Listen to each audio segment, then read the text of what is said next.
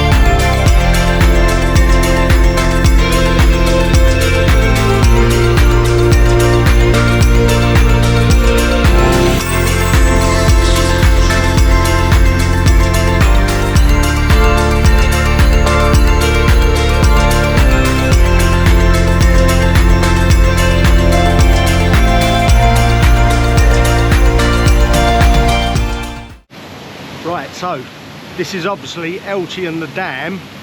Sounds like a band from the 80s or something like that, doesn't it? It's quite a long trek. I'd say it's a good half-hour walk from the car park. It's lovely and very spectacular when you get here, and you can, somewhere up there, or it might be that side, there's steps that take you up to the very top of it, so we'll have a look, see if we can find them afterwards. But all I would say is, if it's been raining, be careful, because it's really, really muddy here. And your shoes get stuck in the mud, and you end up with 6-inch stilettos on because they're getting stuck, caked up in the mud. So don't come up after it's been raining. Always do it in the dry, I would say.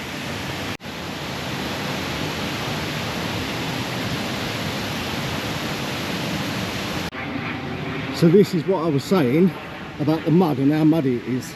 So yeah, be warned, get some decent walking foot gear on. Don't come up in flip-flops or anything like that, otherwise you'll be getting stuck in the mud.